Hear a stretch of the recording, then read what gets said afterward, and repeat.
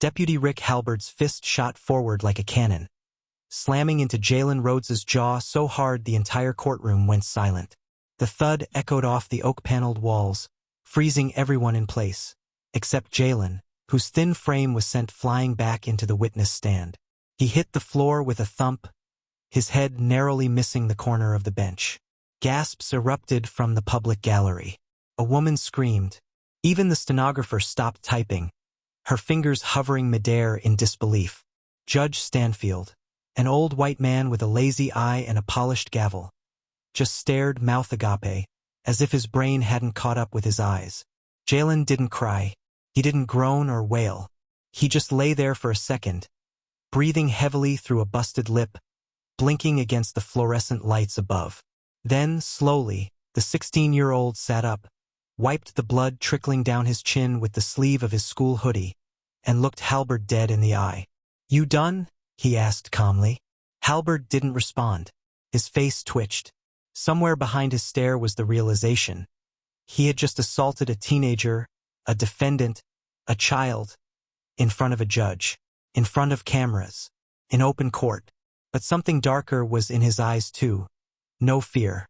Because he believed, like so many had before, that nothing would happen to him. The courtroom buzzed. Jalen's public defender, Mr. Levinson, rushed over, shouting, "This is outrageous. Your Honor, did you see that? Arrest him." The bailiffs hesitated. One of them looked at Judge Stanfield, who still hadn't moved. The system was paralyzed, unsure whether to protect the teen or protect itself. Jalen didn't wait for justice. He pulled a cracked phone from his hoodie pocket and tapped a single number. The screen flickered to life. No FaceTime, no apps, just a direct call. He brought the phone to his ear. "Mom," he said, voice even but tight. "It happened again." There was silence for a beat. Then he added, "You might want to come down here." The courtroom noise grew louder. Protesters in the hallway, lawyers whispering, spectators taking out phones.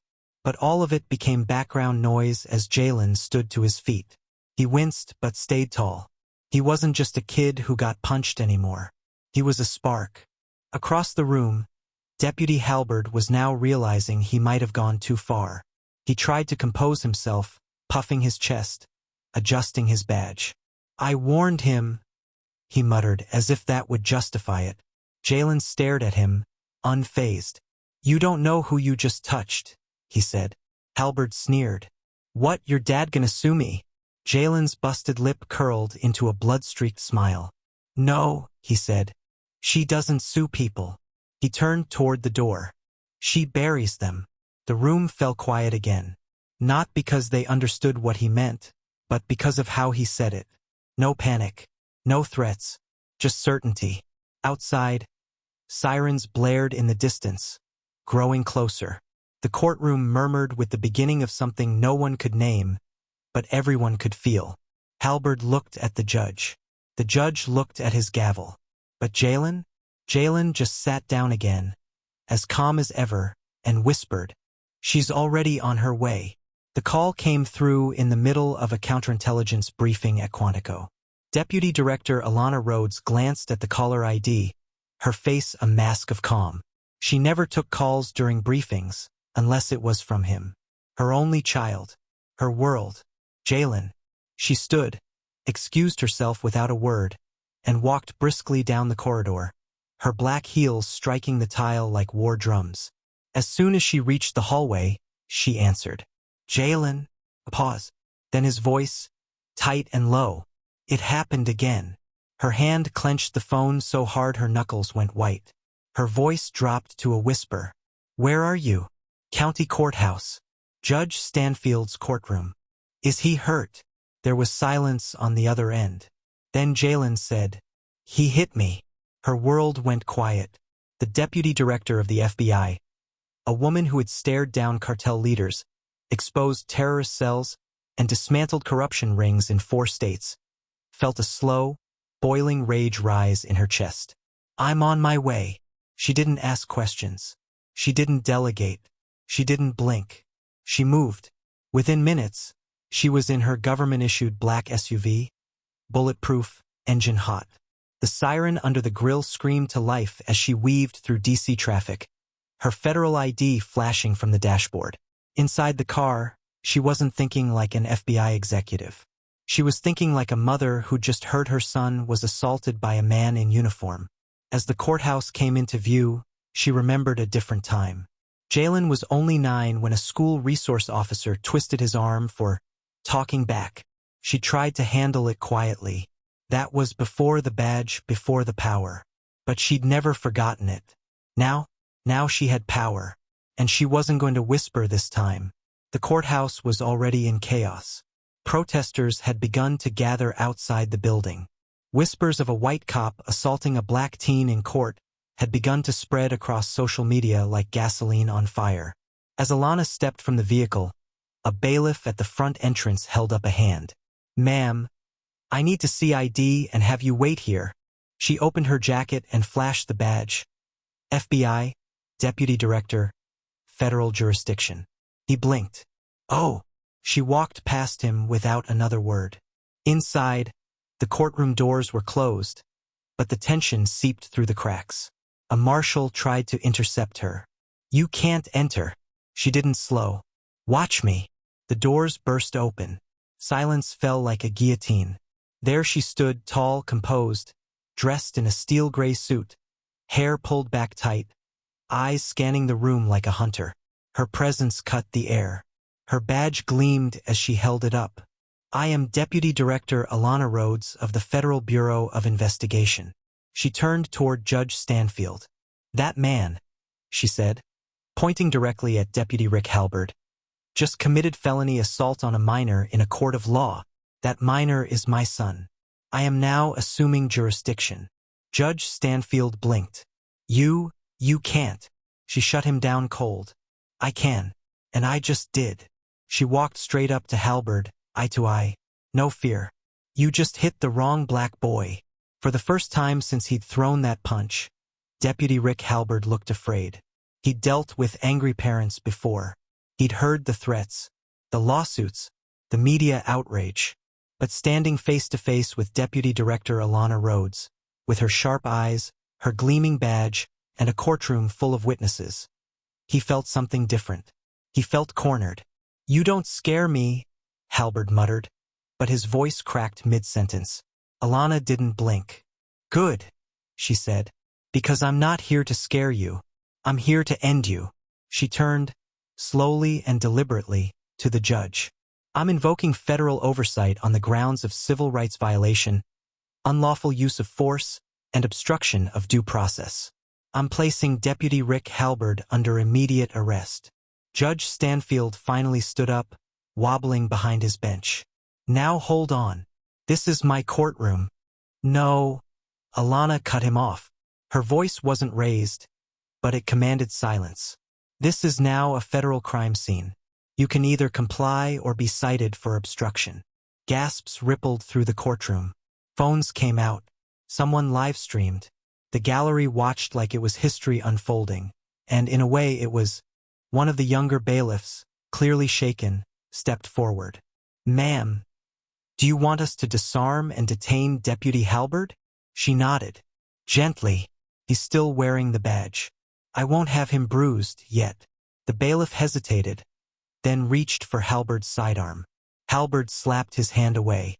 "You little punk," he spat, eyes burning. But the room had turned on him. The other bailiffs circled. Halberd's backup, silent all this time, took one look at Alana's badge and stepped back. Jalen sat still in his seat, watching. He wasn't smiling. He wasn't gloating. He was just quiet, like he'd seen this kind of chaos before and learned not to celebrate too soon. Because in his world, victory was always temporary. Deputy Halberd lunged. It wasn't smart. It wasn't planned. It was fear mixed with rage. He darted toward Alana like a man who just realized his life was crumbling under his own boots. But she was faster. Alana stepped aside cleanly, grabbing his wrist mid-swing, twisting his arm behind his back and slamming him against the courtroom wall. Her heel pinned his foot. Her voice was ice.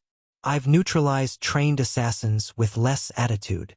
Halberd grunted, trying to twist away. "You don't have the authority." I have a badge, she whispered in his ear. A camera on every wall, and a city that just watched you hit a black teenager on live stream. She looked toward the bailiff. Cuff him. Click. The cuffs went on. Jalen watched as the man who'd struck him just minutes earlier was dragged from the courtroom by his own kind. Halberd shouted all the way down the hall. About conspiracies.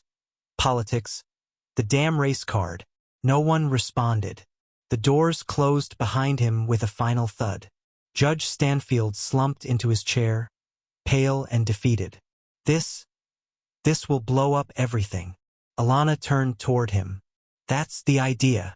She walked over to Jalen, gently placed a hand on his shoulder. His eyes were glassy, but not from pain. He was still waiting for the part where the system flipped and took her down too. Is it over? He asked quietly. Alana exhaled. No. She looked around the courtroom. Now. It's just getting started.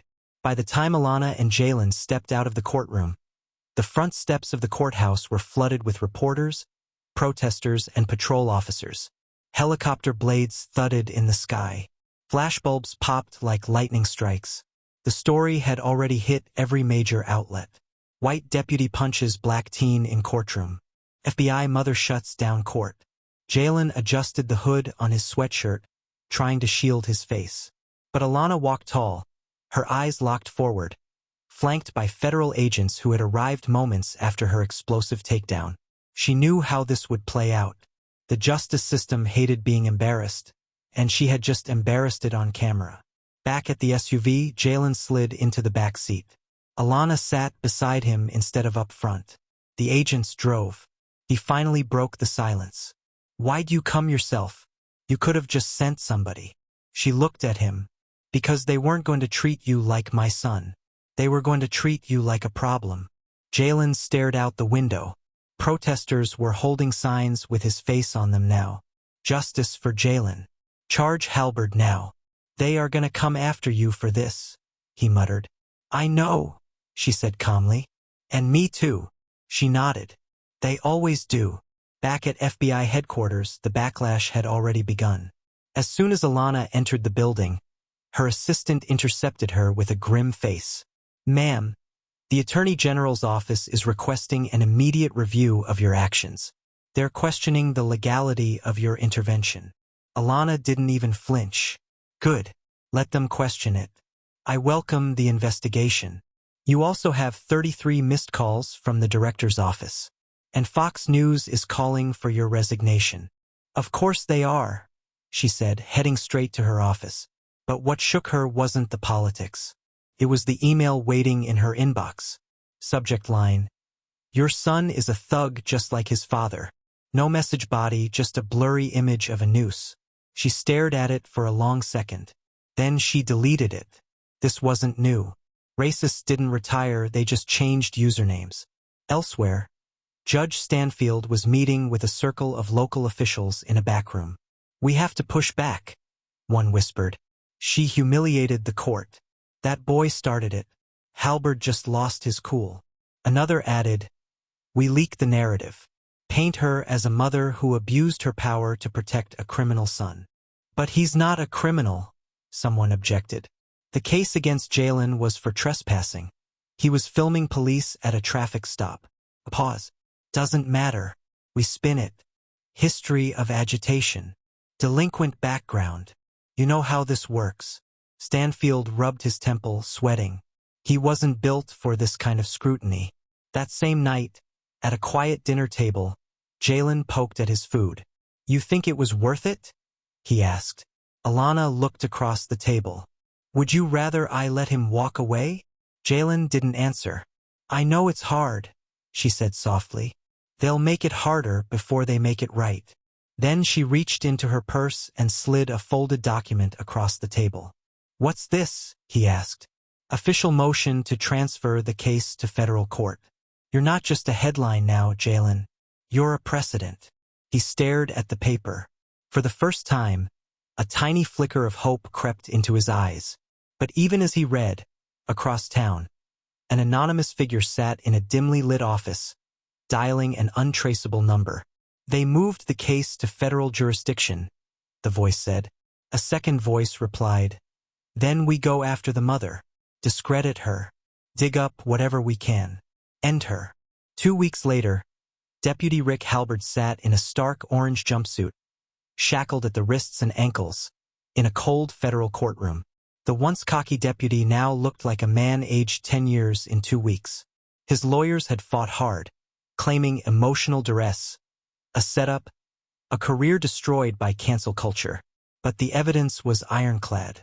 The footage, the witnesses, the fact that he struck a minor in open court.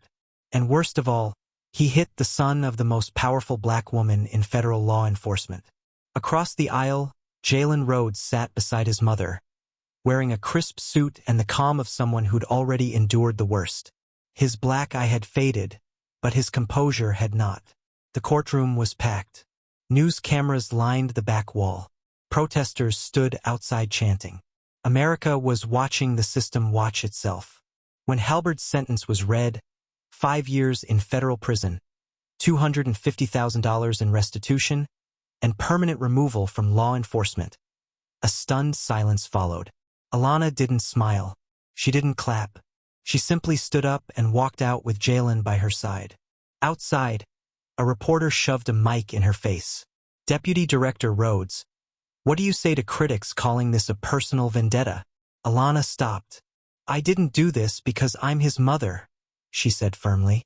"I did this because he deserved the same justice your son would get. If that makes people uncomfortable, good." They walked past the cameras and into the waiting SUV. The moment the door closed, Jalen finally let out a breath he'd been holding for weeks. "It's over." "No," she said, glancing sideways at him. "It's bigger than us now." She handed him an envelope. Inside was an acceptance letter. Harvard University, political science, full ride. He looked at her, stunned. "I didn't apply to Harvard." "I did," she replied. "After the trial, they offered you a scholarship under the Civil Rights Initiative. You're going." "I don't even know if I want to be a lawyer." "You don't have to be," she said. "Just don't be silent." Jalen stared out the window as the city passed by. Felt different now. Bigger. Like the fight he'd been forced into might lead somewhere that wasn't survival but impact. Back in D.C., the attacks against Alana had failed to stick. Congressional hearings fizzled under scrutiny.